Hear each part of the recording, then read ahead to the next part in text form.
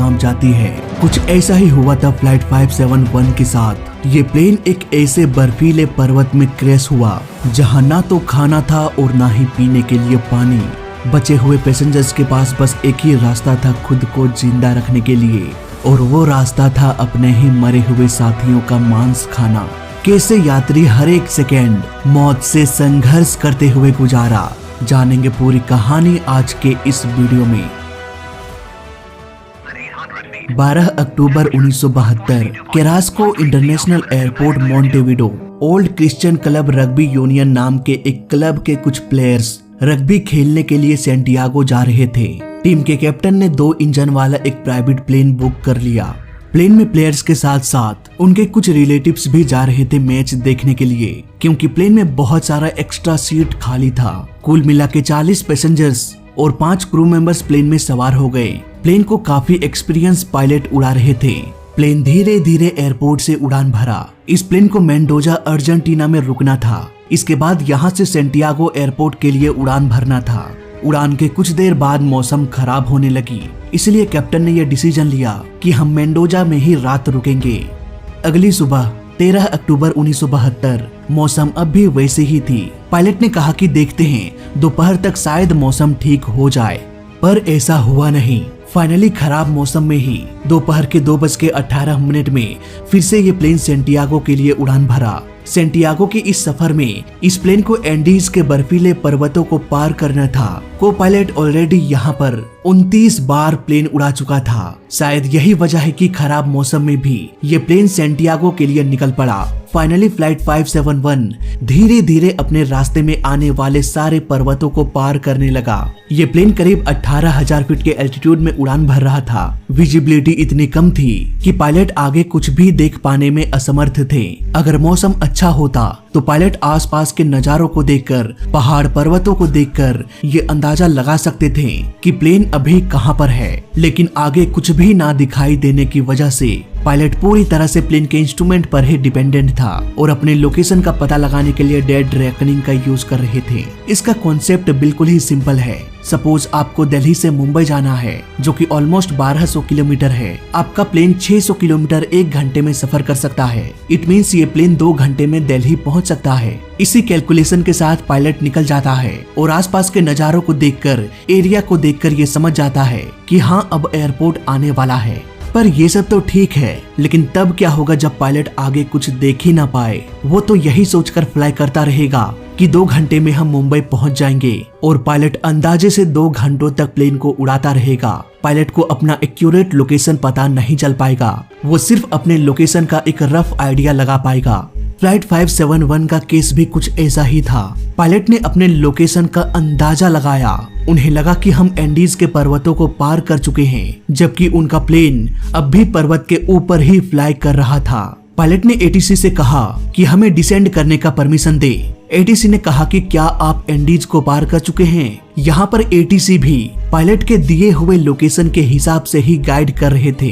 Pilot ने कह दिया कि हम एंडीज के पर्वतों को पार कर चुके हैं, इसलिए एटीसी ने कहा कि आप 11,500 फीट के एल्टीट्यूड पर आ जाइए। अब पायलट धीरे धीरे प्लेन के एल्टीट्यूड को डाउन करने लगा।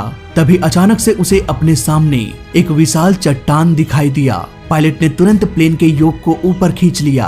प्लेन अब वर्टिकली ऊपर की ओर फ्लाई करने लगा, जिसकी वजह से प्लेन का स्पीड भी कम होने लगा और फाइनली ये स्टॉल कंडीशन में चला गया। यानी कि प्लेन को लिफ्ट मिलना बंद हो गया और ये सीधे नीचे की ओर गिरने लगा। कुछ ही सेकंड्स में ये हिल से टकराते हुए तब तक नीचे की ओर फिसलता रहा जब तक कि ये किसी समतल जगह पर आकर रुक न जाए। प्लेन का कॉकपिट पूरी तरह से चकनाचूर हो चुका था। कैप्टन की मौत घटना स्थल पर ही हो गई। वहीं को पायलट बुरी तरह से जख्मी थे। प्लेन का टेल टूटकर अलग हो चुका था। ये टेल टूटकर कहाँ गिरा इसका अंदाजा किसी को भी नहीं था। जब प्लेन टकराया तभी प्लेन का टेल टूटकर अलग हो गया, जिसकी वजह से कुछ पैसेंजर्स भी बाहर की ओर गिर गए। उनका कुछ भी अता पता नहीं चल पाया। 45 लोगों में से सिर्फ 33 लोग जिंदा थे, जिनमें से बहुतों को गंभीर चोटें आई। इन लोगों की जान तभी बच सकती थी जब इन्हें जल्दी से जल्दी मेडिकल फैसिलिटीज प्रोवाइड किया जाए। प्लेन में 2 यात्री मेडिकल के स्टूडेंट थे। वो दोनों घायल पैसेंजर्स की मदद करने लगे। नांदो नाम के एक यात्री के सिर में इतनी जोर से चोट लगी कि वो तुरंत ही कोमा में चले गए। नांदो के साथ उनकी माँ और बहन भी आई थी। वो दोनों भी काफी जख्मी थे। साफ शब्दों में कहा जाए तो जिंदा बचे सभी 33 लोगों में से हर एक शख्स किसी न किसी तरीके से घायल थे। उधर रेस्क्यू टीम जल्द से जल्द मिसिंग प्लेन को खोजने के लिए निकल पड़े। उन्हें भी डर था कि अगर एक बार शाम हो गई तो रात के अंधेरे में हम किसी को भी खोज नहीं पाएंगे। और बर्फीले पर्वतों में ठंड इतनी अधिक होती है कि एक रात में ही यात्रियों की मौत हो सकती है। इसलिए कई सारे प्लेन्स एक साथ एंडीज पर्वत का चक्कर लगाने लगे कि आखिर कहां पर ये प्लेन क्रैश हुआ। दोपहर से शाम हो गई और शाम से रात, पर प्लेन का कुछ भी पता नहीं चल पाया। घटना के अगले दिन फिर से 11 प्लेन्स को एंडीज के पर्वतों की ओर भेजा गया। उधर सारे पैसेंजर्स टूटे हुए प्लेन के अंदर किसी तरह से कड़ाके की ठंड में एक रात गुजार लिया। सुबह होने के साथ साथ भूख भी लगने लगी। प्लेन में थोड़ा बहुत नाश्ते का सामान पड़ा हुआ था, जिसे खाकर सबका पेट तो नहीं भरने वाला, पर हाँ किसी तरह से दिन कट सकता था। सभी को ये उम्मीद थी कि हमें बचा लिया जाएगा। सुबह होने के साथ साथ एक नई उम्मीद की किरण भी दिखाई दिया। कुछ प्लेन्स उन्हें ढूंढने के लिए क्रैश साइट का चक्कर लगा रहे थे, पर सफेद बर्फ के चादर में सफेद प्लेन मानो ओझल सा हो गया। एक पैसेंजर प्लेन के लगेज से लिपस्टिक निकालकर टूटे हुए प्लेन के बॉडी पर चढ़कर SOS लिखने लगा, पर इतने छोटे से लिपस्टिक से इतने बड़े आकार का SOS लिखना कि ऊपर उड़ रहे प्लेन का पायलट देख ले, ये थोड़ा सा इम्पॉसिबल सा लग रहा था। उधर कुछ पैसेंजर सारे लगेज को निकालकर X का सिंबल बना दिया, फिर भी कोई भी रेस्क्यू प्लेन का ध्यान उस निशान की ओर नहीं गया। दिन भर में करीब 3 बार रेस्क्यू प्लेन आया और चला गया। इसी तरह से एक दिन बीत गया। घटना के अगले दिन जब सर्वाइवर्स की नींद खुली तो पता चला कि 5 और लोगों की मौत हो गई। एक एक करके सभी लोग दम तोड़ते जा रहे थे। इसलिए सबने मिलकर ये फैसला किया कि हम टूटे हुए सीट्स को निकालकर एक शेल्टर बना लेंगे। इस शेल्टर में उन्हें रखा जाएगा जिसकी हालत गंभीर अवस्था में हो। बाकी बचे लोग प्लेन के फ्यूजलेज में ही अपना रात गुजारेंगे। घटना के तीसरे दिन प्लेन में खाना खत्म हो गया, पानी भी जमकर बर्फ बन गया। जिंदा रहने के लिए अब ना तो खाना था और ना ही पानी। एक पैसेंजर ने बर्फ को पानी में बदलने के लिए एक तरीका ढूंढ निकाला। उन्होंने सीट में बर्फ डाल दिया और सीट मेटल से पैक कर दिया। दिन के समय में धूप से ये थोड़ा गर्म हो जाता और बर्फ पानी में बदल जाता। अब तक भी रेस्क्यू टीम सिर्फ आ रहे थे और जा रहे थे। कोई भी क्रैश हुए प्लेन को देख नहीं पा रहा था। उधर कोमा में गए एक पैसेंजर नांदो को तीसरे दिन में ही होश आ गया। उसे ये सुनकर बहुत दुख हुआ कि एक दिन पहले ही उसकी माँ की मौत हो गई और बहन अब भी बुरी तरीके से घायल है। घटना के चौथे दिन करीब 4 दिन से लगातार चमकीले बर्फ को देखते रहने से अंधेपन की शिकायत आने लगी थी। प्लेन के कॉकपिट में एक टोपी पड़ा हुआ मिला जिसमें एक सनवाइजर भी लगा हुआ था। इसे निकालकर उन लोगों ने ब्रा के रबर और वायर की मदद से सनग्लास बना दिया, लेकिन एक सनवाइजर से सिर्फ 3 ही सनग्लास बन पाया। इसके बाद प्लेन के सीट को फाड़कर जूता बना लिया गया ताकि इन सब की मदद से वो बर्फ में ठीक से चल पाए और मदद के लिए आवाज लगा सके। घटना के 8 दिन बाद नांदो की घायल बहन ने भी अपना दम तोड़ दिया। ज्यादातर पैसेंजर्स ने पहली बार बर्फ को देखा था। उन्हें ये आइडिया नहीं था कि किस तरह से इन बर्फीले पहाड़ियों में रात के समय -30 डिग्री सेल्सियस तक भी तापमान गिर सकता है। यही वजह है कि बहुतों के पास तो गर्म कपड़े भी नहीं थे। प्लेन के डेब्रिज में एक छोटा सा रेडियो पड़ा मिला। इस रेडियो में उन्हीं का न्यूज ब्रॉडकास्ट हो रहा था कि फ्लाइट 571 के सर्च ऑपरेशन को अब बंद कर दिया गया है। अक्टूबर के महीने में बहुत बर्फ पड़ती है, इसलिए हमने फैसला किया है कि हम 2 महीने बाद जब बर्फ पिघलने लगेगी तब हम यात्रियों के बॉडीज को खोजना शुरू करेंगे। इस न्यूज को सुनकर सभी को बहुत दुख हुआ। रेस्क्यू टीम अब ये मान चुके थे कि सभी यात्रियों की मौत हो चुकी है, पर किस्मत का फेर देखिए, जिंदा लोग अपने ही मौत का न्यूज सुन रहे थे। घटना के 9 दिन बाद पिछले 4 दिनों से पैसेंजर्स ने कुछ भी नहीं खाया। ऊपर से ये न्यूज भी पता चल गया कि अब कोई भी बचाने के लिए नहीं आने वाला। इट मीन्स आने वाले 1-2 दिन के अंदर ही सभी यात्रियों की मौत होने वाली थी। आसपास कोई फूल पत्ती पेड़ पौधा भी नहीं था कि उसे खाकर जिंदा रहा जा सके। आसपास खाने के नाम पर सिर्फ एल्युमिनियम, प्लास्टिक, बर्फ, पत्थर और कपड़े थे। कुछ पैसेंजर ने तो सीट के लेदर को ही निकालकर खाना शुरू कर दिया, लेकिन बाकी के पैसेंजर ने उन्हें ऐसा करने से रोक लिया क्योंकि ये लेदर केमिकल से बना होता है। अगर इसे खा लिया तो मौत निश्चित है। अब जान बचाने का सिर्फ एक ही रास्ता था, बाहर बर्फ में दबे बॉडीज को अगर खा लिया जाए तो इतना प्रोटीन मिल सकता है कि वो जिंदा बच जाएंगे।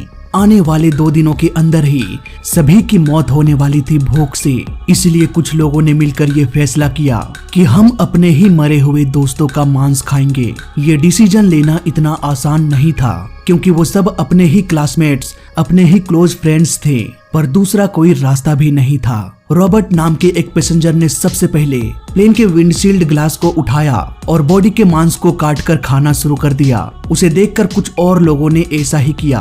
अगले दिन और भी लोगों ने मांस खाना शुरू कर दिया, लेकिन कुछ लोग ऐसे थे जो ऐसा नहीं कर पाया। नांदो ने अपने माँ और बहन का शव प्रोटेक्ट करके रखा ताकि इसे कोई ना खा जाए। जिन लोगों ने मांस खाने से इनकार कर दिया, आने वाले 2 दिनों के भीतर ही उनकी मौत हो गई। बाकी के लोग इसी तरह से दिन गुजार रहे थे। को पायलट इस एरिया में 29 बार फ्लाई कर चुका था। इन घाटियों को उससे अच्छा और कोई भी नहीं जानता था। मरने से पहले उसने भी ये कहा था कि वेस्ट की ओर एक हिल है, उसे पार करने के बाद इंसानी बस्ती मिल जाएगी। ग्रुप में 4 लोग जो सबसे स्ट्रॉन्ग थे, रॉबर्ट, नांदो, रॉय और एक मेडिकल स्टूडेंट, इन चारों ने मिलकर ये फैसला किया कि हम उस विशाल हिल को पार करके मदद बुलाएंगे। फिर क्या था, उन्होंने अपना काम शुरू कर दिया। सनग्लास, जूता और गर्म कपड़ों के साथ साथ मांस के कुछ टुकड़ों को भी लेकर अपने सफर पर निकल पड़े। कुछ घंटे बर्फ में चलने के बाद उन्हें पर्वत के नीचे प्लेन का पिछला भाग दिखाई दिया, जो क्रैश के वक्त टूटकर अलग हो चुका था। प्लेन के टेल में कुछ लगेज भी मिला, जिसमें बहुत सारे सिगरेट्स, शराब, चॉकलेट, कपड़े, कॉमिक बुक, लाइटर और कुछ मेडिसिन्स भी थी। उन्होंने तुरंत ही आग जलाया और ये फैसला किया कि हम इसी टेल में रात रुकेंगे। ये रात पिछले कई रातों से बेहतर थी। अगली सुबह वो फिर से निकल पड़े। चलते चलते शाम हो गई। धीरे धीरे ठंड भी बढ़ने लगी। पिछली रात तो प्लेन का टेल मिल गया था, पर आज की रात उन्हें खुले आसमान में बर्फीले चादर में गुजारना था। इतनी ठंड में उन्होंने पहली बार रात गुजारा जहां पर कोई भी छत मौजूद नहीं थी। सभी लोग लगभग ठंड से मरते मरते बचे। अगली सुबह उन्हें समझ में आया कि खुले आसमान में रात गुजारना मतलब कि मौत को दावत देना। इसलिए ये डिसीजन लिया गया कि हम वापस प्लेन के टेल में चले जाएंगे।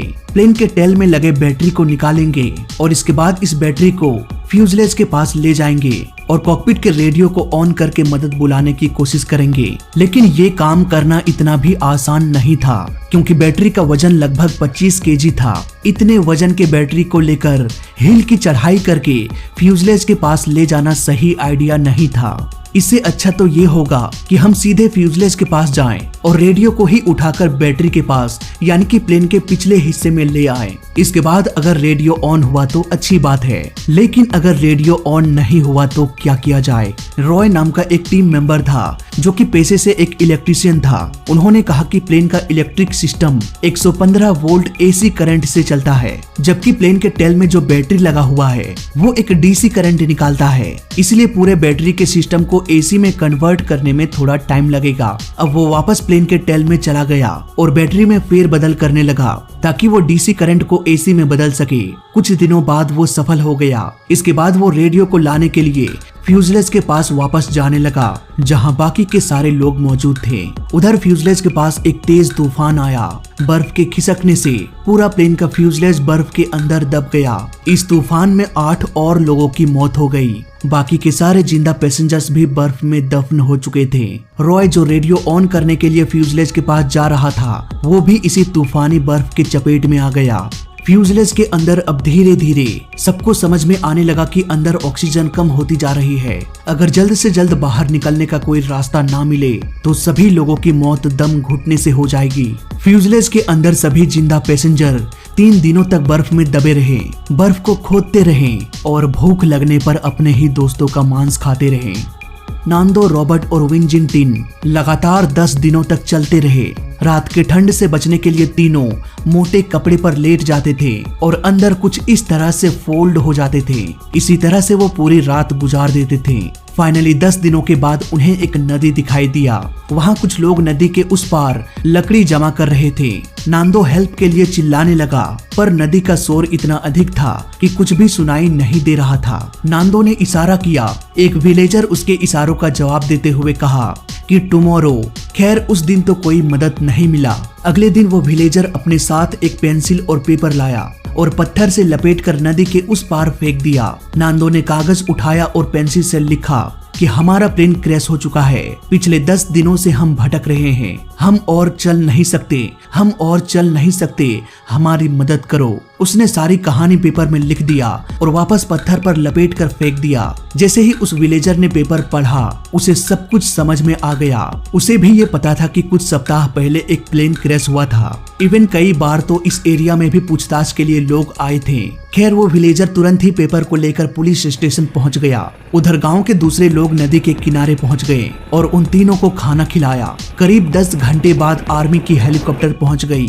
तुरंत ही हेलीकॉप्टर को प्लेन के फ्यूजलेज के पास भेजा गया, जहां अब भी कई लोग जिंदा बचे हुए थे। इस तरह से हादसे के करीब 71 दिन बाद सभी जिंदा पैसेंजर्स को बचा लिया गया। 13 बॉडीज सही सलामत थी। वहीं 15 लोगों की सिर्फ हड्डियां पड़ी हुई मिली। वहां के अथॉरिटी ने यह फैसला किया कि सभी को क्रैश साइट में ही दफन कर दिया जाए। इस हादसे में 45 लोगों में से सिर्फ 16 लोग ही बच पाए। ये हादसा दुनिया के सबसे भयानक हादसों में से एक था। करीब 3 महीने बाद 18 जनवरी को सभी का अंतिम संस्कार कर दिया गया। यही वो जगह है जहां सभी के बॉडीज दफन है। उन सभी का नाम भी यहाँ पर अंकित है। प्लेन का फ्यूजलेज जो बर्फ में दफन हो गया था, वो आज भी उसी हिल में कहीं दबा हुआ है। 1995 में कुछ विजिटर्स ने इसे भी खोज निकाला। तो फिलहाल इस वीडियो में अभी तक के लिए बस इतना ही। वीडियो अच्छा लगा तो लाइक कर देना, बुरा लगा तो डिसलाइक कर देना, और दोनों ही केस में चैनल को सब्सक्राइब कर देना, क्योंकि इस चैनल में सीखने के लिए बहुत कुछ है। तो मैं